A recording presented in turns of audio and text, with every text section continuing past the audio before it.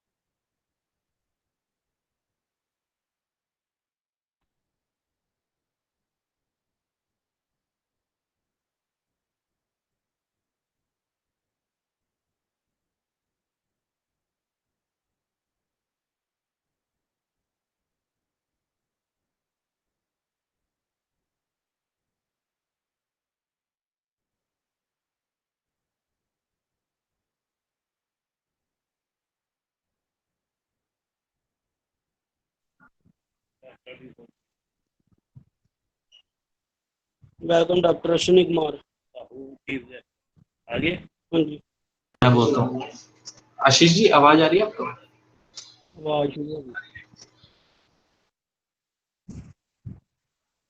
Hello hello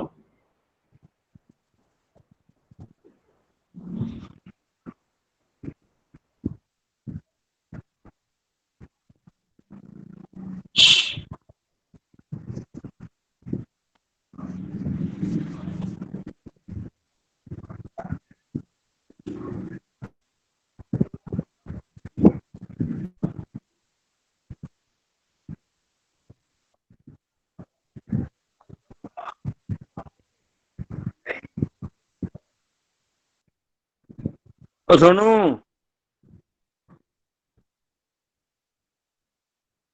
Sonu भेजी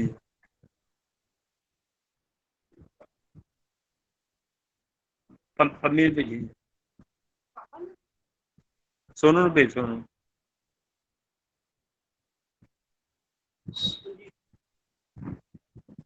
भैया 5 minute अबे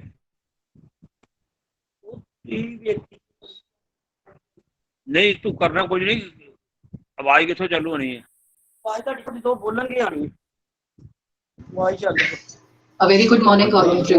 We are waiting for the speaker to join. In the meantime, please make sure your screen and audio are turned off now. Thank you.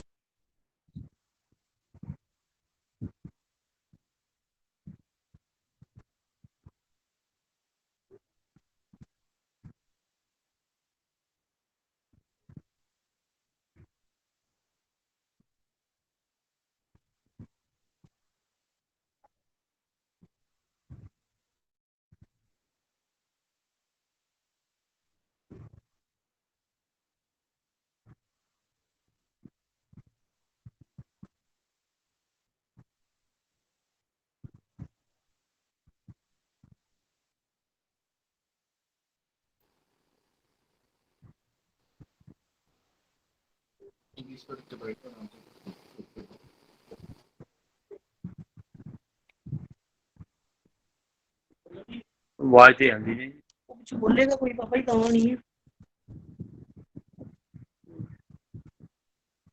ਤੁਹਾਡੇ ਵੱਲੋਂ ਹੋਣਾ ਤੁਹਾਡਾ ਥੋੜਾ ਲਾਲ ਬਾਕੀ ਦਾ ਲਾਲ ਇਹ ਵੀ ਲਾਲ ਕਰਨਾ ਚਾਹੋ ਤਾਂ ਕਰ ਸਕਦੇ अरे लाल कर ਤੁਹਾਡੀ ਹੋਣਾ ਠੀਕ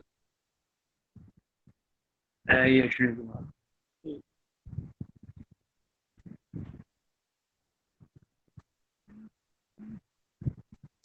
ਜੋ ਕੁਝ ਬੋਲਣਾ ਤੁਹਾਡੀ ਆਵਾਜ਼ ਉੱਤੇ ਜਾ ਰਹੀ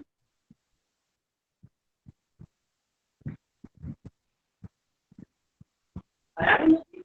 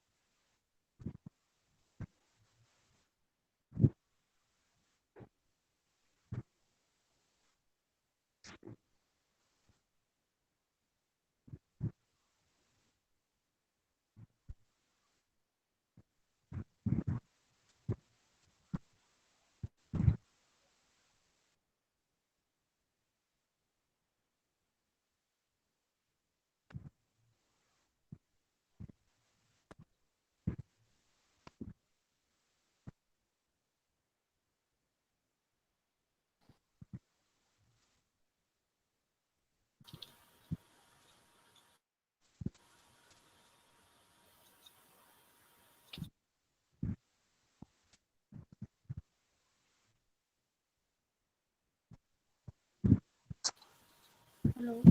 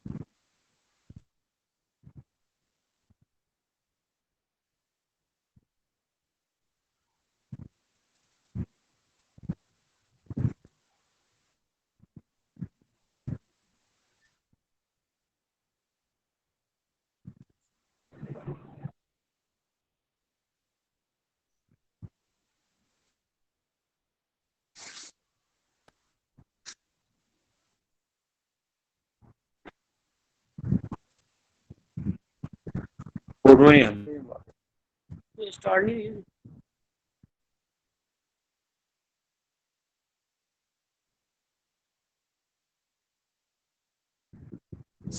प्रार्थना सभा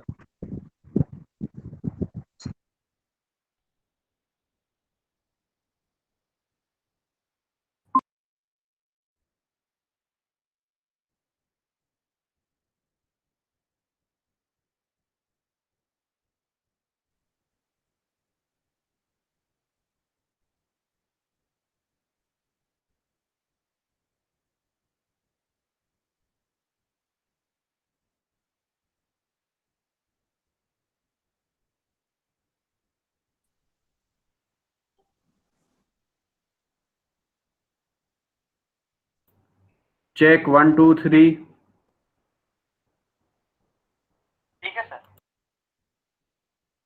Yes, you are audible, sir. You are audible.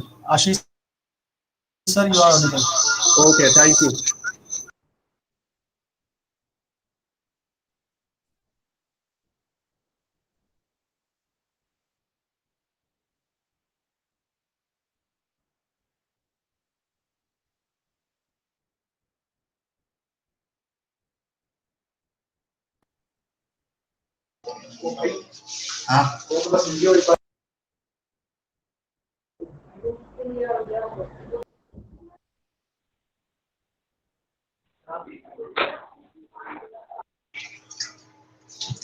Honorable Dr.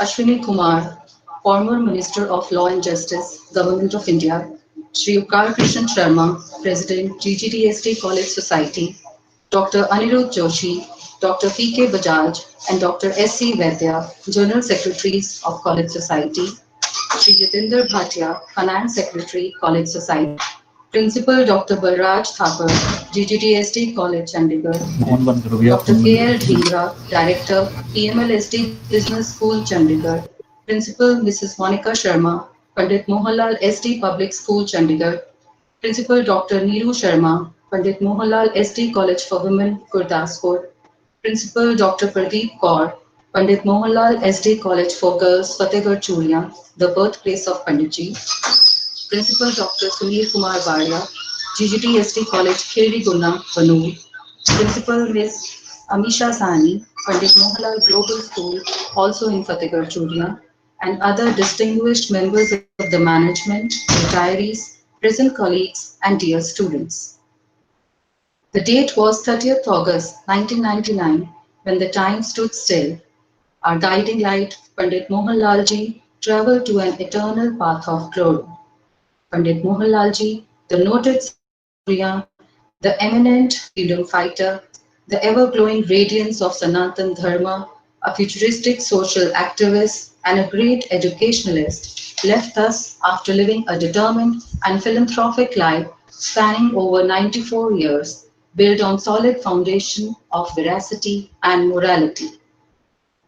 Panditji had a very distinguished political career, and he was at the chair of various important portfolios of home, finance, and education under the then Chief Minister of Punjab, Sardar Pratap Singh Kaira. Panditji's charisma amongst his fellow beings and to the public in general was a valor never seen or heard of before. He was truly one of the extraordinary pictures of temperance in the turbulent times of Punjab. With his enduring values, notions, and fervor, Panditji created an everlasting impact, and individuals, both from political and administrative sections, could count on him for being a front runner in every respect. Panditji left active politics in 1992 to spend the rest of his life comprehending the vision of Mahamana Madan Mohan Malviya and Goswami Ganesh Datti Maharaj, the belief of which was to bring a visible change in the society by spreading education based on Sanatanist values. Panditji spearheaded the Sanatan Dharma Pratinidhi Sabha, being his president, till he breathed his last in 1999, and committed himself to widen the scope of value-based education. He remained a senator and syndic in Punjab University for the period 1973 to 1977. Acknowledging his vast contribution in the turf of education, Guru Nanak Dev University bestowed upon him the honorary doctorate. Panditji attained far more than a single lifetime's share of great deeds, and even today we swell with pride to see the astounding legacy of Sanatan Dharma Educational Institution under the aegis of GGDSD College Society. GGDSD College Chandigarh, Pandit Mohan Lal SD Public School Chandigarh, Pandit Mohan Lal College for Women Gurdaspur, Pandit Mohan Lal SD College for Girls Fatehgarh Churia, GGDSD College Kheri Gunna Banur, Pandit Mohan Lal Global School in Fatehgarh Churia, and PMLSD Business School Chandigarh. The GGDSD College Society, under the dynamic leadership and proficient direction of Sri Upkar Krishan Sharma ji, is persistently at the forefront to constantly reinforce the ideologies of Pandit ji. On the juncture of Pandit ji's 21st death anniversary, we have organized a virtual Pandit Mohan Lal Memorial Lecture, Prarthana Sabha, and tomorrow morning, a blood donation camp at GGDSD College, Chandigarh campus is going to be held in association with Lions and Lioness Club Panchkula College alumni.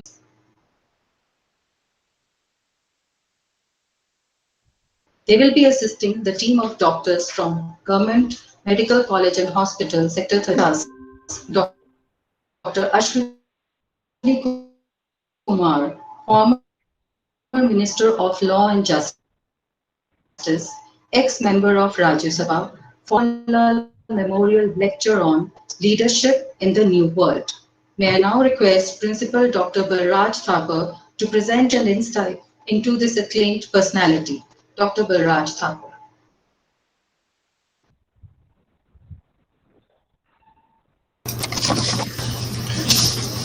Good morning, ladies and gentlemen.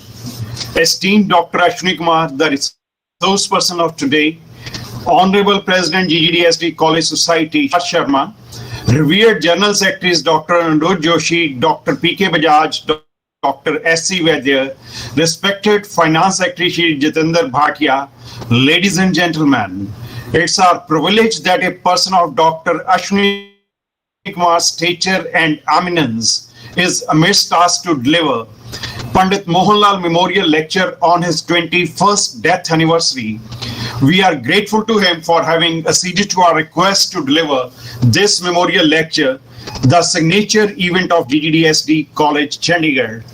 Dr. Ashwani Kumar, an eminent lawyer, thinker, author, and a veteran parliamentarian, was member of Rajya Sabha for 14 consecutive years till the end of his tenure in April 2016.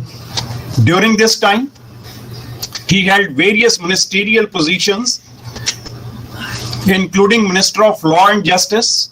He was special envoy of PM Dr. Manmohan Singh to Japan 2013. He was appointed as Chairman of Parliamentary Standing Committee on Science, Technology, Environment, Forest from 2015 to 2016, and also served as the Chairman of Select Committee of Rajya Sabha for the Prevention of Torture Bill 2010. Dr. Kumar has represented India at the highest forums of diplomacy, including United Nations General Assembly, United Nations Security Council, and the World Economic Forum. He is a senior advocate at the Supreme Court and former Additional Solicitor General of India, widely recognized for his intellectual depths of his writings and parliamentary inventions. He was conferred with Grand Cordon of the Order of the Rising Sun by the Emperor of Japan in Tokyo on May 9, 2017, as was awarded Guru Nanak Dev Ji Achievers Award by Punjab government on November 10, 2019. Dr. Kumar was honored with honoris causa by Punjab University in 2005. He was a visiting distinguished fellow at the Trinity College Dublin 2016 and a visiting professor at the National Law School of India University Bengaluru. In 2019, he delivered talks at Oxford Human Rights Hub, the Fletcher School of Law and Diplomacy, University of Brigham and King's College London, amongst others. His publications include Law, Ideas and Ideology in Politics, Perspective of an Activist 2003, Hope in a Challenging Democracy 2017, Ehsaas o Izzat 2018, an anthology of selected pieces in Urdu verse, and a book of wisdom under print. Dr. Kumar is a crusader for human rights and has taken up several causes, including the enactment of comprehensive anti-custodial torture legislation for India, the issue of elderly to live with dignity and the human rights of Rohingyas. He has espoused the cause of liberty of human rights activist. Apart from a sex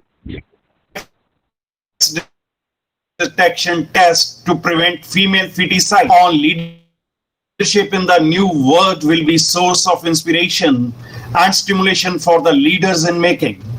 Now, I'll not stand between you and our star resource person, Dr. Ashwani Kumar. Thank you. Thanks a lot. Thank you, Principal Sir. Dear listeners,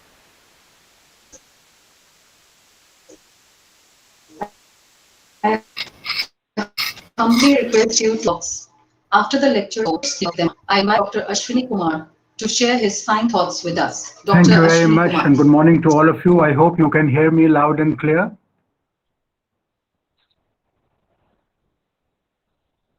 Yes, sir. May I at the very threshold thank the GGDSD College Society, particularly Upkar Sharma ji and his distinguished colleagues in the management committee, for having asked me to deliver the 21st Pandit Mohan Lal ji Memorial Lecture. But before I speak on the subject that we have chosen today, let me pay my personal tribute to late Pandit ji. Pandit ji was amongst the few distinguished Congress leaders post-independence who played a stellar role in evolving a politics based on values and in bringing civility to political discourse. Of course, at that time, things were not as bad as they are today, because all political colleagues were compatriots in the freedom struggle and recognized each other's dignity and worth. And therefore, they were always careful to ensure that despite political differences, the political discourse was not relegated to a point where it lacked civility. So my first and foremost tribute to Pandit ji would be that he was a gentleman politician, firm in his convictions, but always civil in political discourse, something that needs to be stressed in these days in particular, when we see political discourse reaching levels of depth that were never anticipated till now. My second tribute to Pandit ji would be that he held firm to his convictions, fights the ups and downs in politics. He was humble, affable, yet firm, which I believe is the hallmark of leadership. We all know of his stellar contribution in the field of education. We know of his distinguished political career spanning several decades, first as a freedom fighter who struggled in the cause of the nation's freedom, and post-independence assumed many ministerial positions in the Punjab government, particularly between 62 and 67, and earlier from 1952 onwards, when he first contested the Assembly Latala constituency, and thereafter, of course, in 1985, he contested the Assembly from Hoshiarpur. But apart from his distinguished political positions, we must talk about his contributions in the social life of this country, particularly in the field of education, culture, and religion. The establishment of various educational institutions by him speak themselves of his passion and commitment to the cause of education as an instrument of social and political transformation in the country. I must add a personal note while speaking about Pandit ji. I was, of course, very young at that time when he and my father used to meet each other, and everybody who has any knowledge of Punjab politics would know that both of them were very strong political opponents. My father and Panditji had diverse political views and often conflicted with each other, but that never came in the way of mutual respect for each other, which is the reason I mentioned about my father's relationship with Panditji. The point I'm seeking to make, which is particularly relevant today, is that political opponents need not be personal enemies, which is unfortunately the case today. And that is why we see an overall decline in the quality of political discourse, in the level of politics, which actually is hollowing out our democracy. The difference between Pakistan and India has been that we have remained steadfast in our commitment to democracy and to the democratic culture. Unfortunately, the risk that we run today is to weaken our democracy through a debilitating political discourse, which will actually weaken the democratic structure of the country. And I think it would be a great tribute to Panditji on the first anniversary if we can send out a message that civility and dignity in political discourse are an absolute imperative. I recall the famous words of Allama Iqbal when he was asked to define qualities of leadership. And he said, Nigahe buland, sukhan, dil nawaz, jaan pursoz, yahi hai rakhte safar, meere karwa ke liye. Which means a wide vision,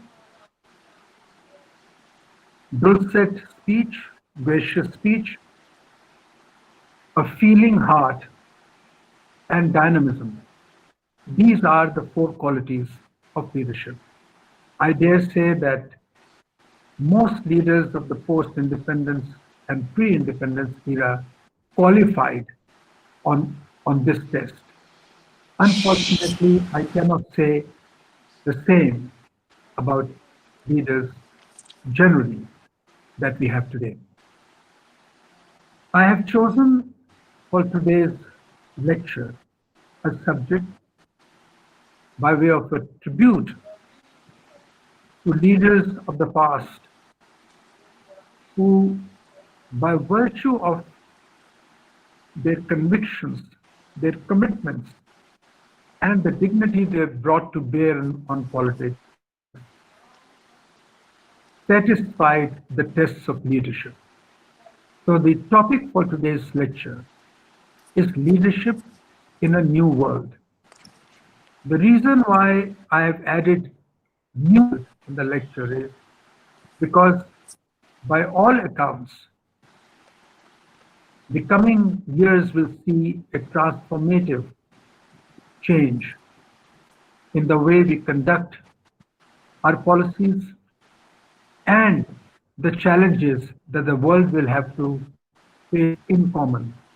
There are common challenges which transcend geographical and national boundaries. These are challenges that can only be met together. These are challenges that can be met through an elevating leadership. Petty leaders are ill-suited to the challenges of the day, whether national or global. And that is the reason why I have titled the subject Leadership in a New World. This is also a subject on which I have written for a Washington-based organization, namely the Global Forum for Competitiveness Council. This has also been published in various papers, but the first platform in India on which I am verbally speaking on this subject is the platform that you have very kindly provided to me. So without taking further time in the introduction, may I, with your permission, go straight to the subject, utter technical terms which were incapable of being left to any ambiguity. And therefore, I will now begin to read the paper I have written by way of the 21st memorial lecture to pay tributes to Panditji. The topic is the leadership we need in today's world, or the leadership for the new world. And this is what I have to say today. A tormented world, shaken out of its comfort by a pandemic whose devastating reach mocks humanity's collective capacity to prevail, yearns for answers about our common future. Glaring iniquities of the world order, accentuated by a virus and the digital divide, foretell the story of a failed leadership. The question of leadership befitting the moment was therefore seldom more relevant. History beckons us once again to summon leadership that can navigate for all a happy and secure future, anchored in the inviolability of values that define our humanity. Whether one subscribes to the view that history is a chronicle of accomplishments of the great women and men of their time, or believes that they do not make history as they please, but under circumstances existing already, the centrality at transformative moments in history is unquestionable. Will Durant reminds us that leaders are the very life and blood of history, of which politics and history are but a frame. Arnold Toynbee, the famous historian, in his monumental work, A Study of History, tells us that the rise and fall of civilizations is a history of periodic challenges and our response to them. Clearly, the question of leadership is integral to the context that summons it. A survey of the present landscape is both daunting and depressing. The global retreat of democracies, the relegation of the ethical imperative to an obsessive pursuit of raw power as an end in itself, a crisis of institutional legitimacy, and the challenge of forging a political consensus necessary for hard but necessary decisions, interrogate the proclaimed assumptions of democratic resilience. The rise of jingoistic nationalism in confrontation with an international cooperative endeavor, a skewed balance between the demands of security and sanctity of civil rights, the sordid saga of fake news and misinformation, an unprecedented global financial crisis, and the resultant social distress,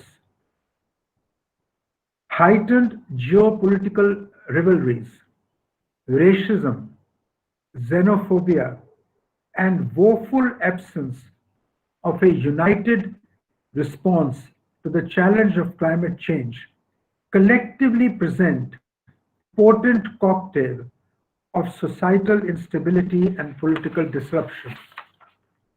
Increasing encroachment of the private sphere by a surveillance state raises discomforting questions about the flawed of efficiency over ethics and power over principle. Notwithstanding the technological empowerment of vast swaths of humanity, Digital inequality, the omnipresence of algorithm-driven platforms and commercial harvesting of personal data raise disquieting questions about an unhindered infraction of privacy rights and human dignity. Issues concerning accountability for autonomous systems, the absence of enforceable global norms on cybersecurity, given the expanding reach of cyber bullies and communal polarization and violence facilitated by social media, raise questions about the future of liberty and dignity in an of rights. In a world driven by untamed technology, the relationship between its creator as the measure of all things and his has been reversed. Digital Cold War, new ideological confrontation with the potential to divide the world. The diminished authority of the state to regulate the impact of technology on our social and political life questions the original premises of the social compact. The insidious creep challenges the idea of the democratic state itself. Absence of an enforceable philosophical framework of values defining the boundaries of the digital world in which life as a drama of decisions is supplanted by algorithms and robots impels an unhurried reflection on the kind of world we want and the choices we must make. The new world in which life will be re-engineered and adapted to unprecedented changes will need extraordinary leadership that can apply knowledge of the new age to challenges of the future within a moral framework that celebrates freedom and fairness as cherished values. Leaders molded in different frames will follow their own trajectories, hopefully without falling to the seduction of absolute power induced by narrow nationalisms. Indeed, they must decide the bridges they should burn and those they must cross. They must mold the collective reflections of the people and flesh out a vision befitting the task at hand. They must reconcile power with public sentiment in a world scarred by conflict and injustice. Leadership is about giving hope in their future to the marginalized, respecting aspirations and mediating amongst competing views to forge a sustainable political consensus through powerful messaging. Lead integrity, consistency, empathy, relentless determination, self-effacing humility, a binding moral compass, and the ability to motivate masses within the inviolate ethical and ideological framework of politics are leadership attributes more relevant today than ever. A largeness of heart, willing and able to rise above the petty and personal, together with intellectual necessary to lead the battle of ideas, establishing a dignitarian global society, best define qualities of leadership in these troubled times. Arrogance, ignorance, obduracy, boastfulness, and scapegoating have no place in the lexicon of elevating leadership needed to address the vexed questions that we confront. True leadership is about loyalty to larger purposes of the day, and which, when confronted with the necessary choice, owes no apology to other multiple loyalties. Leadership is about investing politics with a high moral purpose. Existentialist questions of the day magnify the importance of inspiring leadership, committed to a liberal, inclusive, and a truly egalitarian order. The time for such a leadership, ladies and gentlemen, is here. Those aspiring to lead will have many challenges to meet and lessons to learn. In conclusion, let me conclude by adverting to one very important quality of leadership, which was articulated compellingly and forcefully by Ramdhari Singh Dinkar, our national poet. He insisted that a leader cannot remain indifferent to injustice. And I believe that of all the qualities of leadership, the ability to stand up against injustice anywhere in any form is the highest attribute of leadership. Concluding with Dinkalji's verse, he had said, "Samar shesh hai, nahi paap ka bhagi keval vyad, jo tatast hai, samay likhega unka bhi aparad." Thank you very much for listening to me and for giving me the opportunity to address all of you on this extremely important subject. I would be delighted to take a few questions before I leave. Thank you very much once again. Thank you, sir. Thank you so much, sir, for enlightening us. Your discourse to our audience was indeed inspiring. I request Eva, our student volunteer, to put forward the questions of listeners to our worthy speaker, Dr. Ashwani Kumar. Eva. Good morning, sir. Thank you for your very enlightening words. First question we have is that, do you think that power politics has overtaken the political scenario, resulting in drastic erosion of statesman creed and breeding power, hungry politicians having personal agendas to pursue? Well, politics at the end of the day is about power, but an elevating leadership pursues power for noble and larger purposes, not for the sake of power for its own sake. Therefore, the quality of leadership and the measure of politics is that the pursuit of power is justified only with reference to the ends to which power is applied. Politics is about power, so therefore seeking power is not a crime. In fact, politics leads to the acquisition of power.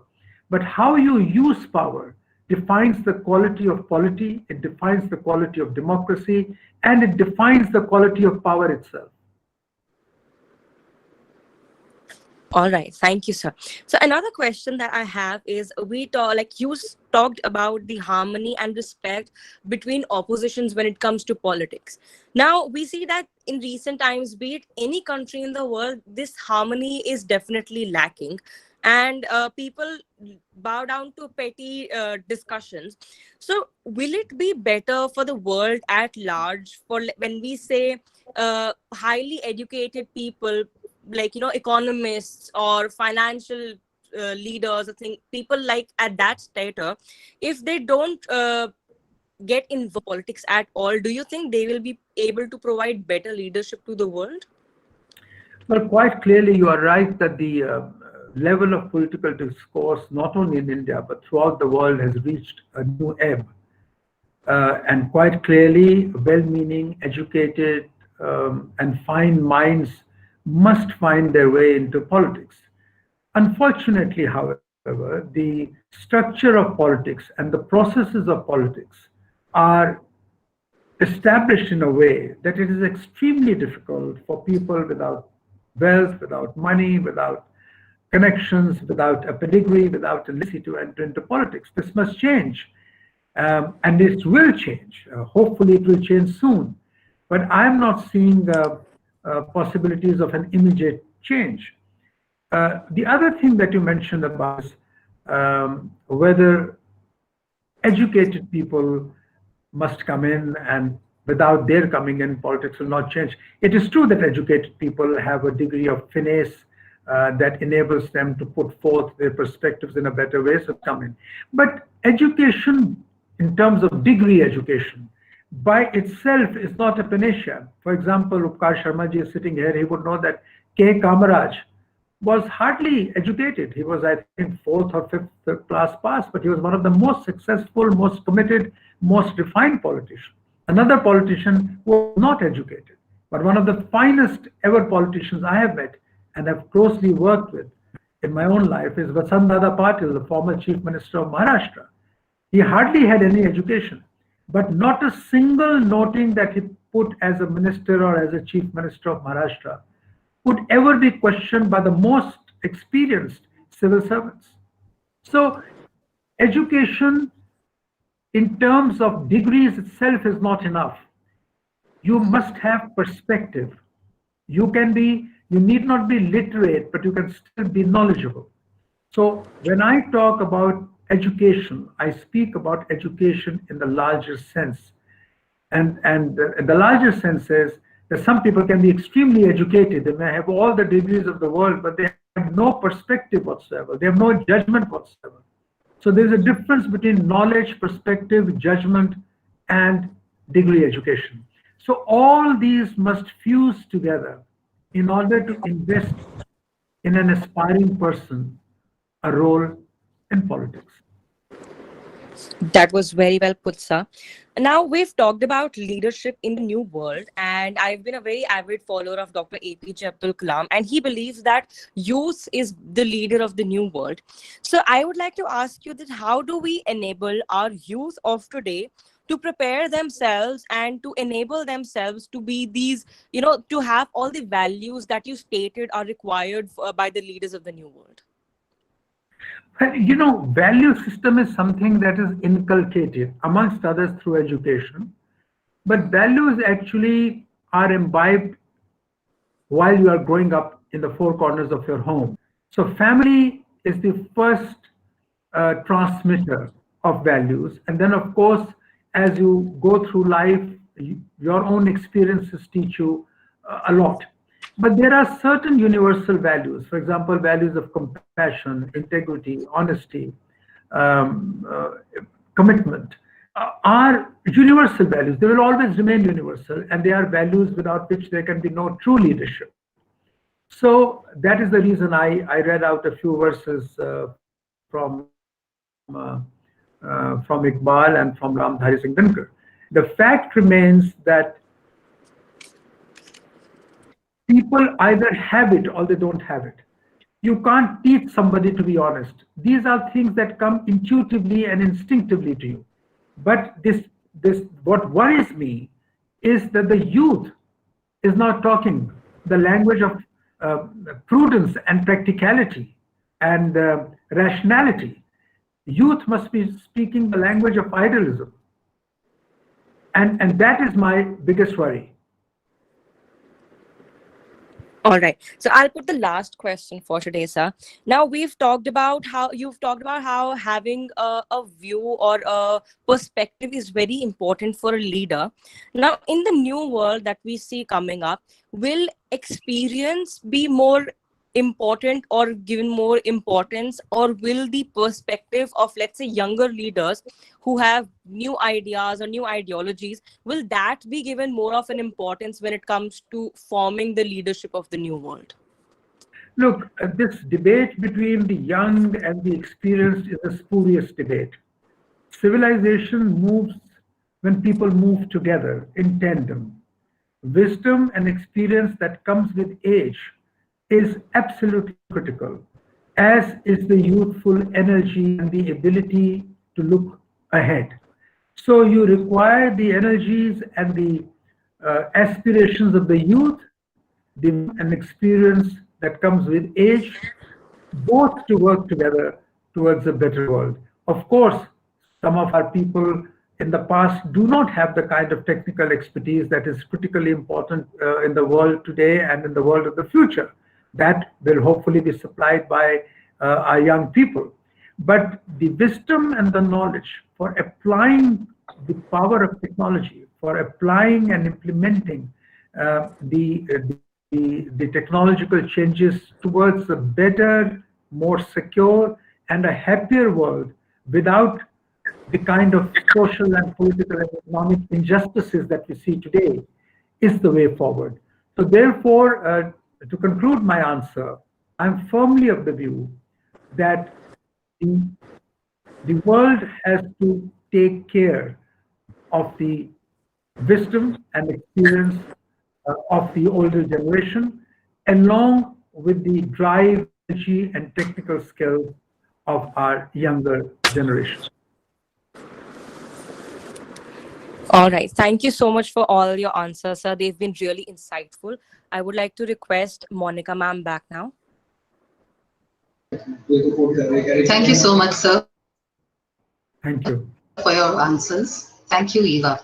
I request President Shri Prarthana Sharma ji to extend vote of thanks to a special speaker of the day, Dr. Ashwani Kumar. President, sir. Esteemed Dr. Ashwani Kumar ji, on the behalf of GGDSD College, Societies, Institutes, and personally, I am grateful to you for delivering this excellent lecture on a very relevant subject of today. At present time where globalization is taking a setback and sectarian attitudes are coming more prominent, so-called nationalism is bringing conflicts among the world society.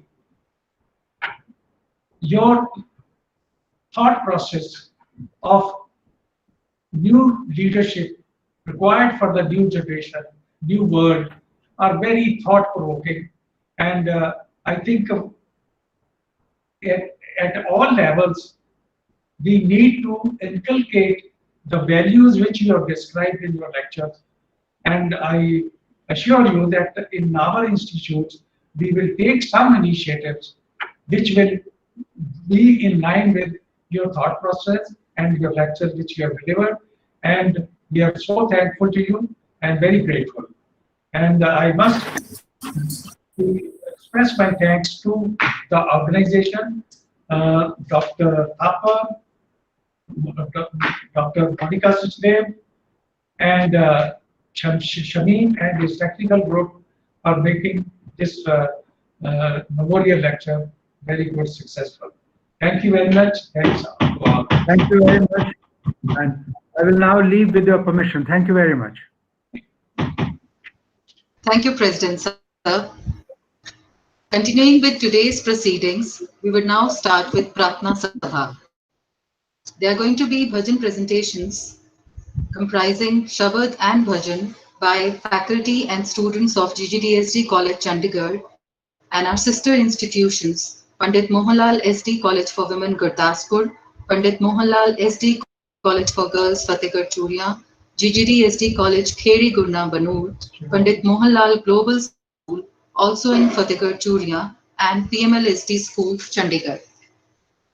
I would request my valuable colleagues, Mr. Virender Kumar, Mr. Shamim, and Mr. Keshu Prasad, handling the technical facet of today's program, to commence the streaming of bhajans. The first and second rendition is presented by our college students, Vibhuti and Shivam. Accompanying them on tabla is Aman.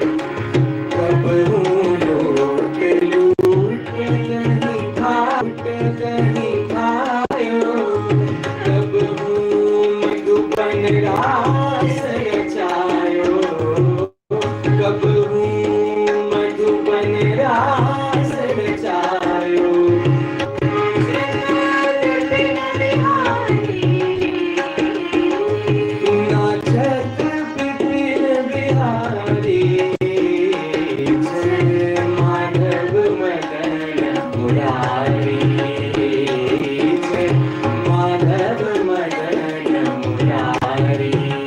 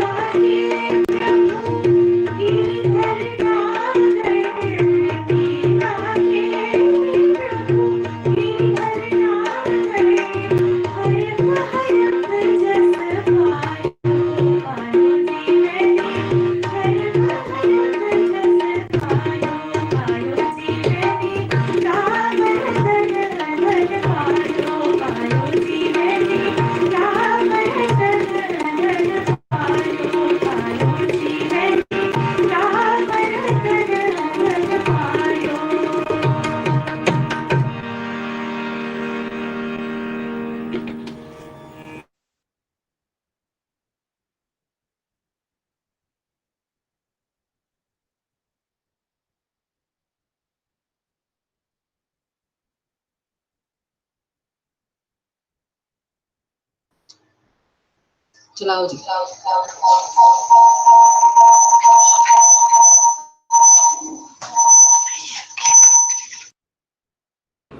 मैं assistant professor Jagdeep Kaur Pandit Mohan Lal ST college for girls Fatehgarh चूड़िया ਵੱਲੋਂ एक शब्द गायन कर जा रही हूँ जिसके बोल ਹਨ मन क्यों बैराग करेगा सतगुरु मेरा हुआ।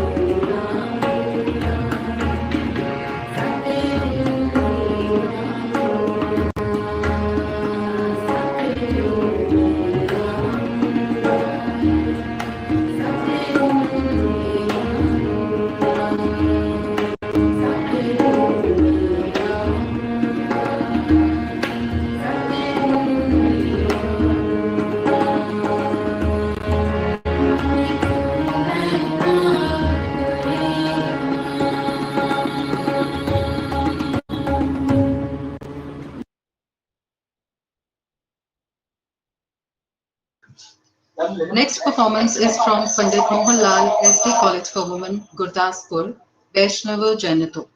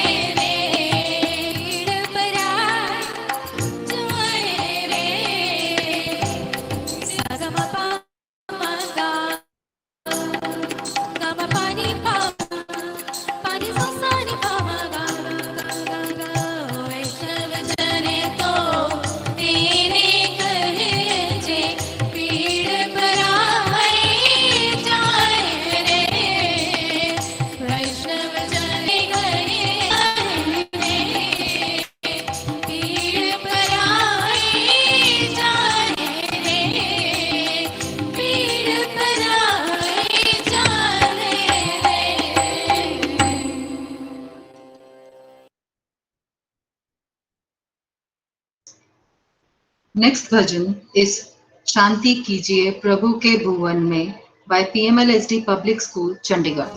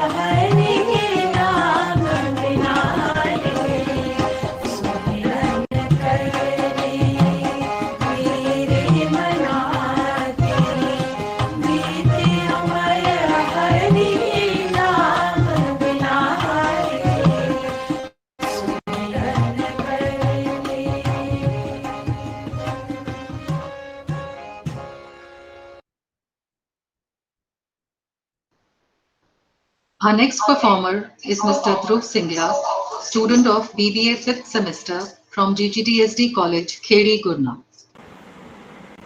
जैसे सूरज की गर्मी से जलते हुए तन को मिल जाए तरवर की छाया, जैसे सूरज की गर्मी से जलते हुए तन को मिल जाए तरवर की छाया, वैसे ही सुख मेरे मन को मिला है मैं जब से शरण तेरी आया मेरे Ram.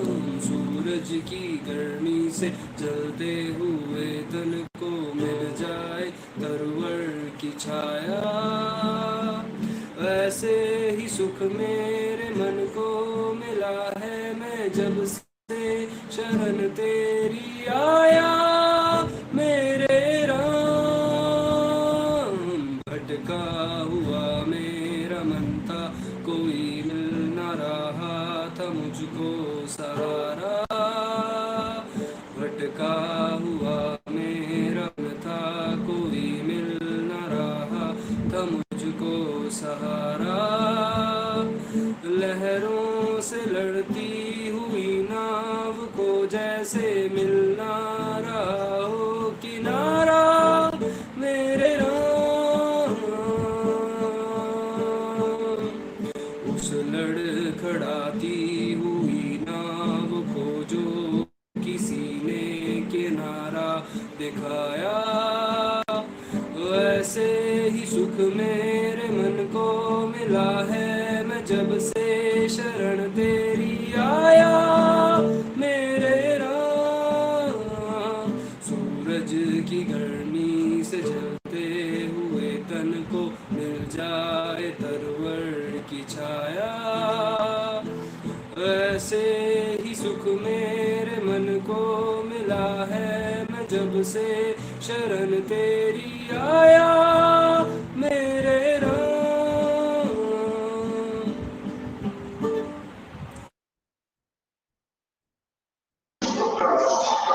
The last version of today's Prarthana Sabha is from Mr. Ashwani Kumar from Pandit Mohan Lal Global School, Fatehgarh, Chuli.